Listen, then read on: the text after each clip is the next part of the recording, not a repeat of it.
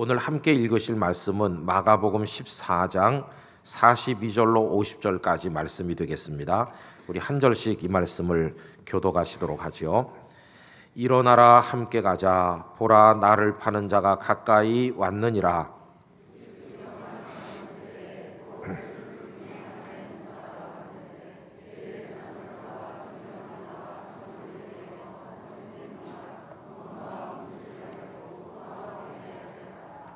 예수를 파는 자가 이미 그들과 군호를 짜 이르되 내가 입맞추는 자가 그이니 그를 잡아 단단히 끌어가라 하였는지라.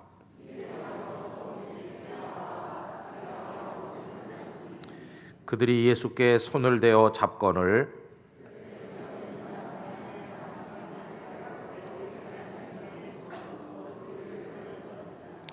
예수께서 무리에게 말씀하여 이르시되 너희가 강도를 잡는 것 같이 검과 몽치를 가지고 나를 잡으러 나왔느냐.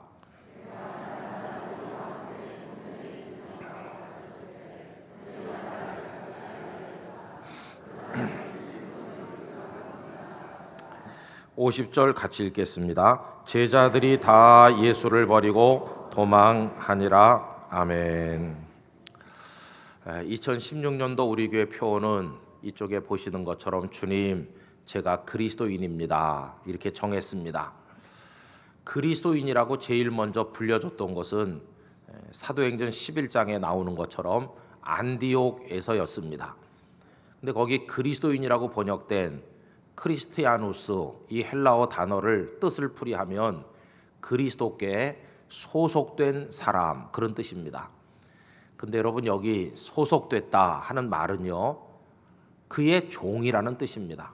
그러므로 그리스도인이라고 하는 것은 그리스도께 소속된 사람, 다시 말해 그리스도의 종이라는 뜻입니다. 오늘 삼부 예배 오신 여러분 자신을 우리 구주 예수님의 종이라고 인정을 하실 수 있으십니까? 우리는 그리스도의 종이라는 겁니다. 그러면 종은 어떻게 행동합니까? 종은 주인께서 멈추면 그 곁에 함께 멈춥니다. 주인이 길을 출발하면 종도 함께 갑니다. 이게 종의 모습이죠. 오늘 읽은 말씀 가운데 42절에 보면 예수님께서 제자들에게 뭐라고 말씀하십니까? 일어나라, 함께 가자 이렇게 하세요. 왜 그렇습니까? 그분은 앞서 가시는 우리의 주인이시고 우리들은 뒤를 따라 같이 가는 그분께 소속된 그분의 종이기 때문입니다. 그래서 당연히 우리는 함께 가자는 그분의 말씀에 순종해서 함께 가야 될 사람이라는 사실을 깨닫게 됩니다. 여러분 우리가 사용하는 많은 단어들 중에 이 함께라는 말 참 따뜻하고 좋은 단어라고 생각합니다. 우리 함께 갈까요? 그러면 동행이 되고 우리 함께 할까요? 그러면 동역자가 되고 우리 함께 살까요? 그러면 룸메이트가 되거나 남녀인 경우에는 부부가 되기도 합니다. 그런데 이 세상의 온갖 안타까움과 슬픔들의 상당 부분이 이 함께라는 단어를 구현하지 못하는 데서 비롯된다는 생각을 할 때가 있습니다. 예수님께서 저와 여러분에게 함께 가자 그렇게 말씀을 하셨어요. 그러면 함께 가려면 우리에게 어떤 영적인 덕목이 필요할까? 함께 가기 위해서 필요한 게 뭘까요? 여러분 혹시 모세골이라고 들어보셨습니까? 모두가 새로워지는 골짜기 그런 뜻으로 모세골 이렇게 오래전에 서울 영락교회에서 목회하셨던 임영수 목사님께서 이제 말년에 경기도 양평에다 세우신 영성수련원의 이름이 모세골입니다. 이 목사님은 한국 개신교회를 대표하는 영성가라고 말할 수가 있는데 주님을 깊이 묵상하고 주님과 더불어 살아가는 삶을 어떻게 살아가는 게 옳은지를 찾아오는 이들에게 가르치는 삶을 지금 살아가고 계신 분이십니다. 그런데 어느 유명한 한 언론에서 임영수 목사님을 인터뷰를 하면서 질문을 하기를 기독교 신앙을 가지고 살아갈 때 얻게 되는 가장 큰 행복은 무엇입니까? 이렇게 질문을 한 적이 있습니다. 그 묻는 기자께서는 기독교 신앙을 가짐으로 뭐 복을 받아서 잘 된다든지 뭐 성공한다든지 등등의 대답을 하지 않겠나 이렇게 기대를 했지만 임 목사님께서는 영성가답게 전혀 차원이 다른 대답을 한 단어로 표현하셨습니다. 그 한 단어가 뭐냐 하면 자유라고 하는 것이었습니다. 예수 그리스도의 참된 믿음의 사람, 예수 그리스도에게 속한 그리스도인이 되면 모든 것으로부터 자유케 된다는 것입니다. 여러분, 아닌 게 아니라 우리 주님께서는 우리를 여러 가지 속박에서 풀어주시는 자유케 하시는 분이십니다. 갈라디아서 5장 1절 말씀 화면을 보면서 다 같이 읽어보실까요? 그리스도께서 우리를 자유롭게 하려고 자유를 주셨으니 그러므로 굳건하게 서서 다시는 종의 멍에를 매지 말라. 아멘. 그리스도께서 우리를 자유케 하신다고 말씀하셨어요. 그럼 그동안 우리는 무엇에 매여 살았습니까? 여러 가지 얘기할 수 있지만 첫째는 우리는 그동안 죄의 종이었습니다. 여러분, 우리는요 죄를 저지를 유혹에 늘 끌려다니며 삽니다. 그래서 정욕이라는 한 단어로 표현할 수 있는데 그 속에 육체적 욕망, 물질에 대한 욕심, 권력에 대한 욕심, 명예에 대한 욕심, 온갖 세상의 욕망이 우리를 잡아 끄는데 거기 막 끌려다니면서 휘둘려 사니까 이게 종이 아니고 뭐겠습니까? 아슬아슬합니다. 언제 넘어질지 몰라요. 그러다가 어느 날 홀딱 넘어가죠. 그래서 그 유혹에 빠집니다. 저지르지 말아야 될 무서운 죄들을 저지르게 되면 그 다음부터는 그 죄책감에 또 종노릇하는 겁니다. 나는 죄를 지은 나쁜 놈이다. 여러분, 이게 우리가 죄의 종으로 살던 모습이거든요. 그런데 우리 구주 예수님께서는 십자가를 지심으로 우리 죄를 다 대신 걸머지시고 그 피로 저와 여러분의 죄를 깨끗하게 씻어주시고 하나님의 법정에서 피고석에 선 우리를 향해 그대는 무죄인이라 선언해 주심으로 우리는 더 이상 죄에 얽매이지 않아도 되는 자유하는 그리스도인이 된 것입니다. 두 번째로 우리들은 다 죽음의 종로로 됐습니다. 여러분, 죄가 가져온 결과가 죽음이잖아요. 근데 이 원인이 되는 죄가 해결됐으니까 이제는 이 죽음의 문제도 해결이 돼요. 근데 그 이전까지는 우리가 다 죽음에 벌벌 떨어요. 죽을까 봐, 죽음에 이르게 만드는 병이 올까 봐 조금만 옆구리가 결리면 암인가 이렇게 생각해. 여러분, 이게 죽음의 공포의 노예가 된 모습이에요. 그런데 예수님께서 원인인 죄를 해결하고 그 다음에 죽음을 해결하는데 무덤에 계신 예수님 사흘 만에 죽음의 권세를 이기시고 부활하심으로 영원한 생명의 길을 우리들에게 보여주셨어요. 부활은 예수님만의 것이 아닌 우리의 것이며 영생이 우리에게 주어지게 되었습니다. 그래서 그리스도인들은 죽음까지도 이기는 사람이 됐습니다. 우리의 죽음은 마치 뭐와 같으냐 하면 하룻밤 자고 깨는 것과 같습니다. 아침에 잘 잤다 그러면서 일어나듯이 우리는 죽음을 잠처럼 맞이해서 천국에서 그날 아침 깨어 일어나듯 살게 될 것입니다. 세 번째로 그동안 우리는 사탄에게 매인 종이었습니다. 여러분이 사탄은요 어둠의 영으로 우리를 얼마나 힘들게 했는지, 우리를 죄에 빠지게 만드는 것도 사탄이고, 그리고 우리로 하여금 죽음의 고통에 벌벌 떨게 만드는 것도 사탄이었습니다. 그 사탄이 그런 도구들을 가지고 우리를 장난감처럼 가지고 놀았는데, 여러분 그 사단과 그 졸개들인 악령 귀신들로부터 주님은 우리를 풀어주셨습니다. 예수님이 이 땅에 계실 때 귀신 들린 자들을 다 풀어주셨어요. 그가 참 그리스도인이라면 사탄이 범접할 수 없는 것입니다. 여러분, 우리는 예수 그리스도의 이름으로 사탄아 물러가라 명령할 수 있는 영권을 가진 사람이 되었습니다. 사탄의 권세를 두려워하지 않게 됐어요. 완전히 해방된 자유하는 성도가 된 것입니다. 그래서 그리스도께서 우리를 자유롭게 하려고 자유를 주셨으므로, 그러므로 굳건하게 서서 다시는 종의 멍에를 매지 말라고 했기 때문에 여러분 이제는 얽매이기 쉬운 모든 죄, 무거운 짐 다 풀어버리고 자유를 만끽하시기를 축복합니다. 그리고 히브리서 12장 1절 다 같이 읽어보실까요? 이러므로 우리에게 구름같이 둘러싼 허다한 증인들이 있으니 모든 무거운 것과 얽매이기 쉬운 죄를 벗어버리고 인내로서 우리 앞에 당한 경주를 하며, 할렐루야. 얽매이기 쉬운 모든 것들로부터 완전히 풀려나는 자유인이 되시길 바라요. 그럼 여러분, 이 자유라고 하는 게 왜 중요하냐? 아까 그 예수님께서 나와 함께 같이 가자고 부르시잖아요. 그럼 함께 가려고 하는데 내가 어딘가 이렇게 묶여 있으면 같이 갈 수가 없잖아요. 이게 다 끊어지고 풀어져야 주님 가신 길을 따라서 함께 갈 수 있는 거 아니겠습니까? 오늘 대부분의 사람이 자유인인 듯 하지만 무엇인가 속박당하고 있어요.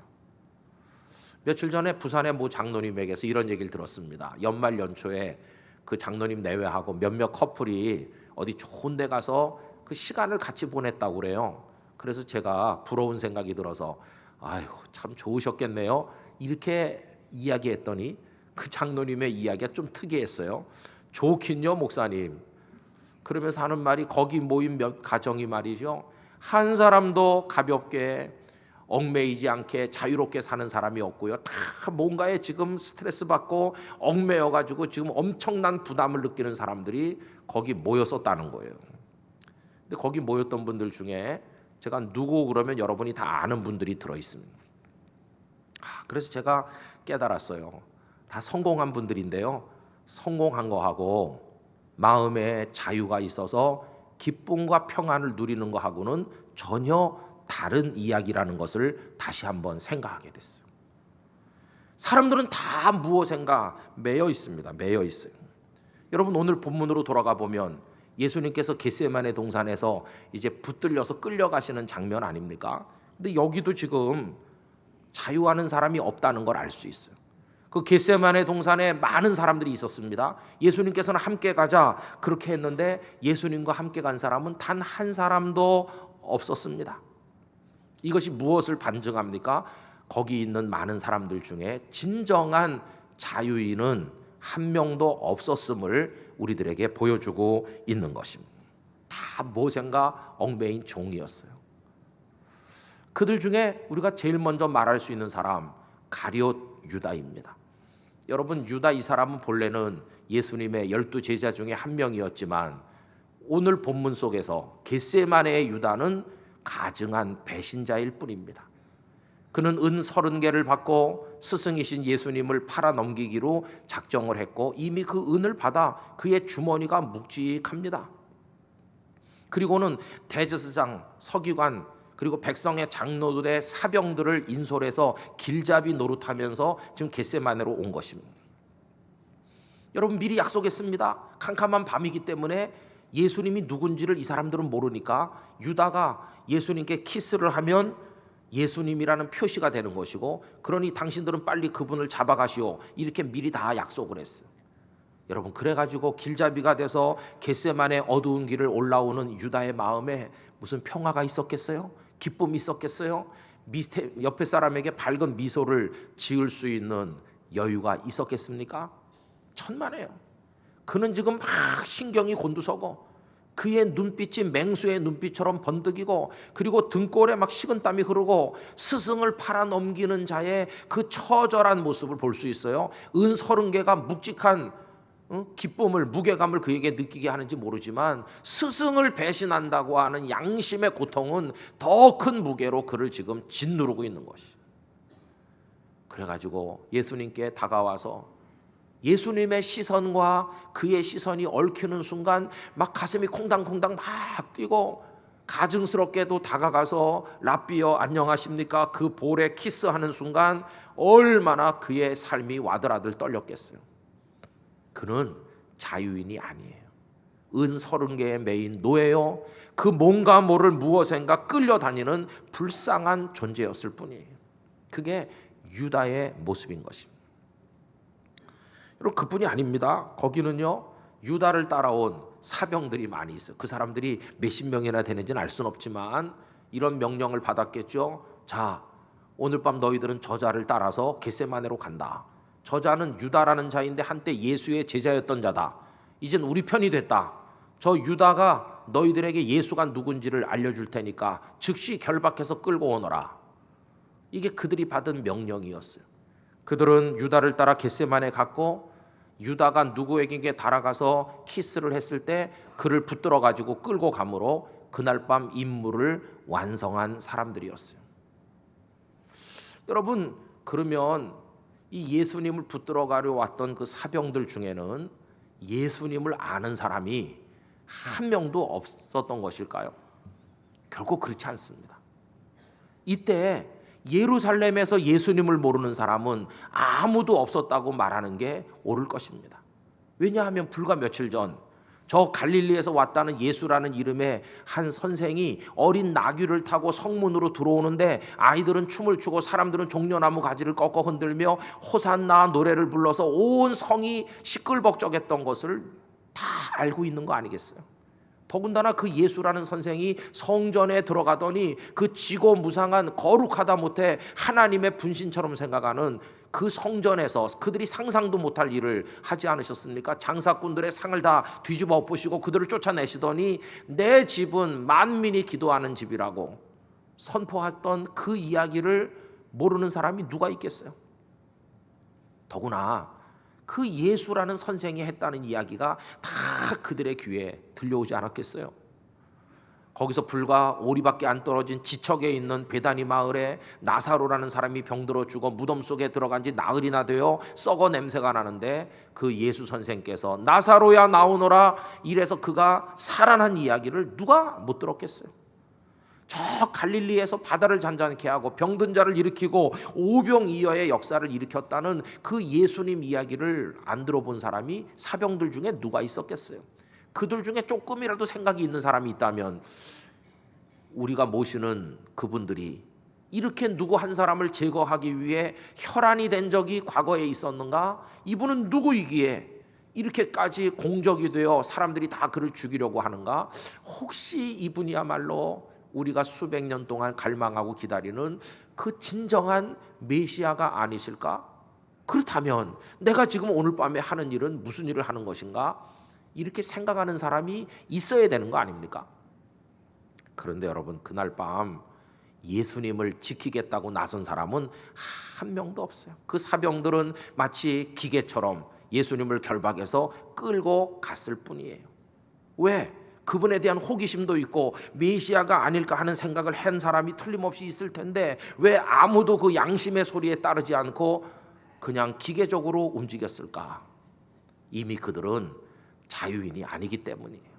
명령에 따라 움직이는 기계 같은 사람, 사병이라는 지위가 그들을 억압하고 있고 한 달에 얼마씩 받는 그 돈이 그들의 삶을, 양심을 다 결박해서 그들은 종이었을 뿐이에요. 여러분, 그 사병들은 사병들이라고 치고 더 안타까운 건 예수님의 제자들이에요. 여러분, 이 제자들은 사람들이 웅성거리면서 와서 예수님의 몸을 붙들고 막 결박하는 순간 머릿속이 하얗게 텅 빈 것 같이 됐어요. 그들의 머릿속에 찬 것은 두려움밖에 없었습니다. 이거 어떻게 되는 거지? 예수님이 붙들려 가시네. 그들의 머릿속에 스치는 영상들, 막 모진 고문의 피투성이가 되는 모습, 감옥에 던져지는 모습, 그러다가 십자가에 매달리는 모습, 이런 것들이 막 연상되면서 공포의 노예가 됐어요. 그리고 누가 제일 먼저 그 자리를 떠났는지 모르지만 한 사람 한 사람 짙은 어둠 속으로 사라져 버렸어요. 그래서 오늘 본문 50절은 제자들이 다 예수를 버리고 도망하니라고 기록하게 된 것이, 그들은 그 두려운 감정의 종이 되어서 어떻게 해보지 못했어요. 이렇게 말하고 보면 그날 겟세마네 동산에 있었던 사람들 중에 양심의 소리에 따라 자유하는 마음으로 행동하고 말하는 사람은 한 명도 없었으므로 예수님께서 함께 가자고 했지만 함께 가는 사람은 없었다고 하는 것입니다. 여러분, 왜 오늘 우리들도 우리 주님께서 나와 함께 가자 하심에도 불구하고 같이 못 갈까요? 우리 안에 자유가 없이 무엇인가 결박당해 지금 우리가 살고 있기 때문인 것입니다. 그래서 이명수 목사님께서 그리스도를 진정으로 믿게 됨으로 얻게 되는 그 이야기를 할 때 왜 자유를 얘기했는지 그 이제는 이해가 될 것 같아요. 자유. 여러분, 저는 목회를 하면서 이 자유의 소중함을 점점 더 많이 더 깊이 맛보게 해주시는 하나님 앞에 감사하고 있습니다. 저는 옛날부터 자유를 많이 누린 사람이었어요. 무엇으로부터의 자유였을까? 외모로부터의 자유를 만끽하는 사람이었어요. 저희 아버님은 대머리이셨어요. 그런데 누가 그 아버지 아들 아니랄까 봐 어려서부터 뚜렷한 징조가 보이기 시작했어요. 그러더니 청년이 되니까 머리숱이 많이 줄어들게 됐어요. 친구들이 막 저를 놀렸습니다. 그런데 이상하게 한 번도 그때 화를 낸 적이 없습니다. 아니 뭐 내가 어때서. 오히려 이렇게 태연하게 말했어요. 너희들이 몰라서 그렇지 하나님께서 나를 너무 사랑하셔서 자꾸 쓰다듬어서 이렇게 된 거다. 이렇게 태연하게 말했지. 왜 내가 머리칼이 없을까 막 고민하면서 밤잠을 못 자고 그래 본 적이 단 한 번도 없었습니다. 대머리는 장가가기 어렵다고들 말하지만 눈먼 처녀 하나를 만나가지고 구제를 받게 됐어요. 그럼 무슨 뭐 내가 어때서 그냥 뭐 편한 옷을 입으면 되는 거고 하나도 그런데 제가 부담을 느낀 적이 없어요. 지난주에 안경을 안 썼더니 어떤 분이 안경을 쓰면 훨씬 부드러워 보이시는데요. 그렇게 말하는 분도 있고 벗는 게 훨씬 낫다는 분도 있고 다 그래요. 근데 뭐 누가 뭐라고 하든 제가 벗을 수 있으면 저는 태연하게 벗고 뭐 벗어도 될까? 벗으면 교인들이 뭐라고 할까? 이런 거 요만큼도 생각 안 해요. 또 제 눈이 필요하면 저는 또 여러분들이 아무리 쓰지 말라고 데모를 해도 또 태연하게 쓸 겁니다. 저는 그런데 완전히 자유한 사람이에요. 젊었을 때부터 지금까지 마찬가지예요. 하나도 뭐 그런 것 때문에 얽매이는 게 없어요. 여러분 다 저 같으면 성형외과가 문 닫아야 되겠죠, 그죠? 근데 최근에 또 맛보는 자유가 있어요. 점점 많이 맛보는 자유가 뭐냐 하면 설교 잘하는 목사라는 칭찬을 들어야 된다는 그 강박관념으로부터 자유를 누리는. 여러분 옛날에는 거기에 노예였어요, 노예. 그래가지고 전도사 시절에 초년병 목사 시절에 설교를 잘하는 목사라고 칭찬을 받아야지 거기 노예가 되니까 노력을 열심히 했습니다. 그런데 이게 심각한 문제를 가져오는 거예요.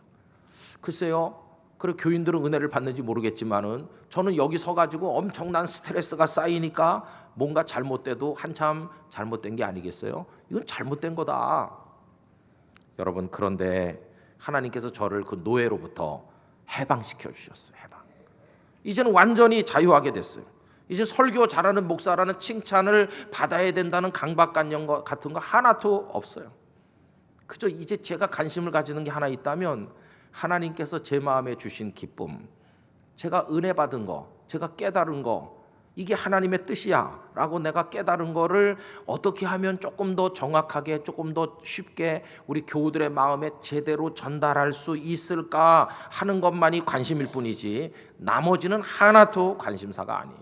그 다음은 성령님께서 하시는 일이기 때문이에요. 그래서 여기 요 자리가요, 요거 얼마 안 되는 요 자리가 저에게는 성소입니다. 그 어느 때보다도 하나님께서 나와 같이 계시다는 임재를 가장 생생하게 맛보고 있는 현장이 바로 여기니까 은혜의 성소요, 저에게는 기쁨의 성소인 것이에요. 지금 이 순간에도 성령께서 제 안에 계시고 제 생각을 정돈하시고 제 입을 움직이셔서 여러분들에게 말씀하도록 돕고 계심을 제가 느끼면서 지금 말씀드리고 있거든요. 여긴 저의 은총의 자리인 것입니다. 그래서 그런 부담으로부터 자유를 얻게 되니까 청중으로부터도 자유롭게 됐어요. 뭐 청중이 5명밖에 없든 많든 청중이 이제 예수님 감 믿은 새가족들이든 수십 년 믿은 장로님들만 수천 명이 앉아 계시든 뭐 목사님들이 수백 명이 있든 그 대상이 누구인지에 대해서 하나도 개의치 않아요. 그냥 언제 어디서나 자유롭게 내가 하나님의 뜻에 우리 주님 그리스도께 집중할 수 있으면 난 그걸로 충분하다. 할렐루야. 자유를 누리게 됐어요. 그래서 여러분 저는요 또 목표 지상주의로부터도 자유하는 사람이 됐어요. 내가 땅끝 교회를 앞으로 5년 안에 뭐 수천 명 모이는 교회를 만들어야지. 그런 데로부터 자유로워졌어요. 그 주보에 뭐 출석 성도가 줄었다고 제가 막 울고불고하고 좀 늘었다고 그 가벼운 기쁨에 빠져 교만해지고 그런 데로부터 자유해졌어요. 그저 오늘도 내가 성도들과 예배하고 이 위대하신 우리 하나님 아버지께 우리 교우들과 같이 찬양하고 경배할 수 있었다는 사실만이 감사할 뿐이에요. 이렇게 많은 분들과 함께 예배 드렸다는 그저 너무 기쁠 뿐이에요. 그리고 이제는 어떤 자리에 내가 앉아야 되는데 그 자리에 못 앉아서 화가 난다든지 그런 생각도 하나도 없게 됐어요. 그냥 모든 것으로부터 자유케 저를 만들어 가시는 하나님의 손길을 시간이 가면 갈수록 저는 요새 더 많이 느끼고 있습니다. 참 영혼이 평안합니다. 제가 그저 늘 기도하는 건 요 주일날 11시 이 시간에 한국교회 전부 설교하는 시간이잖아요.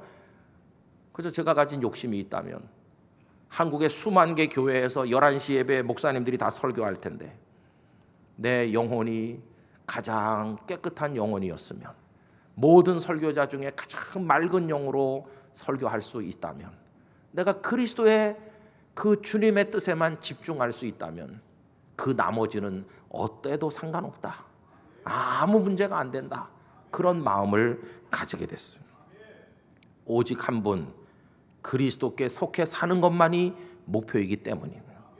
저와 여러분은 그리스도의 종일 뿐, 그 나머지 그 어떤 것의 노예도 우리는 아닌 것입니다. 사람들의 평판, 내가 정한 목표, 어떤 그 삶의 문제들, 그런 것에 매여서 살지 말고 단 한 분, 우리가 우리 스스로를 바쳐 종이 되는 분이 있다면 우리 구주 예수 그리스도가 계실 뿐인 것입니다.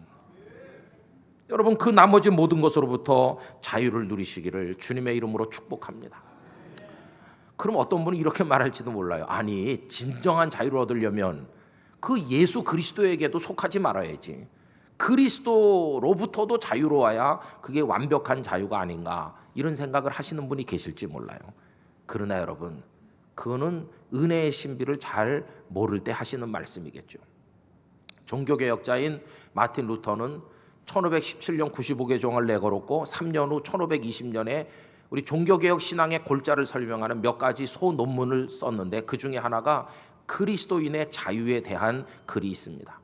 거기 크게 두 가지 명제를 얘기하고 있어요. 첫째는 우리가 어떻게 자유케 되는가? 신앙으로 우리가 그리스도께 소속되게 되면 나머지 그 밖의 모든 것으로부터 자유를 얻게 된다. 아까 말씀드린 것처럼 그리스도를 바라보는 순간 죄와 사망과 사탄과 그 밖의 모든 것으로부터 우리는 자유하는 성도가 된다. 두 번째 명제는요, 이래서 자유인이 됐잖아요. 그 다음에 우리는 다시 종이 된다. 이게 무슨 말일까? 근데 누구에게 종이 되냐? 그리스도께 종이 된다. 그런데 여러분, 특별한 것은 과거에는 막 끌려가서 슬프고 매여서 억지로 종이 됐는데, 우리가 예수 그리스도의 종이 되는 것은 자원하는 마음으로, 기쁨으로, 자발적으로 제발 나를 당신의 종으로 삼아 주십시오, 이래서 기쁨의 종이 된다는 것입니다. 여러분, 그래서 기뻐서 종 노릇하고 감사함으로 종으로 사는 사람, 그런 모델을 얘기한다면 사도 바울을 얘기할 수 있어요. 바울 사도께서는 서신서 앞부분에서 당신을 소개할 때 늘 뭐라고 말합니까? 하나님 아버지와 그리스도 예수의 종된 나 바울, 이렇게 말하죠. 여러분, 자기가 종된 것이 부끄럽고 그러면 숨길 텐데 바울은 어디서나 자신이 그리스도의 종임을 자랑스럽게 얘기했어요. 그 외에 그 무엇에도 바울은 매이지 않았어요. 그 어떤 위협도 그를 굴복시킬 수 없었고 아무것도 그를 속박할 수 없었어요. 단 한 분 그리스도께만 속해 있었는데, 억지로 된 것이 아니라 내가 핍박자였고 폭력을 휘두르던 사람이고 형편없는 그 팔싹둥이고 죄인 중에 괴수 같은 사람인데 나 같은 자를 주께서 종되게 하시니 감사합니다. 그리스도를 위해 살아가는 기쁨이 그의 가슴 속에 충만했던 것을 우리가 볼 수 있습니다. 여러분, 그래서 바울의 기쁨은 그리스도께 속해 그리스도와 함께 사는데 바울의 기쁨이 다 들어있었어요. 바울 안에 계신 분이 그리스도였고 바울이 살아가는 삶은 그리스도를 위한 삶이었어요. 이 놀라운 영적 신비를 그는 갈라디아서 2장 20절에서 다음과 같이 고백하였습니다. 우리 다 같이 읽도록 하겠습니다. 내가 그리스도와 함께 십자가에 못 박혔나니 그런즉 이제는 내가 사는 것이 아니요 오직 내 안에 그리스도께서 사시는 것이라.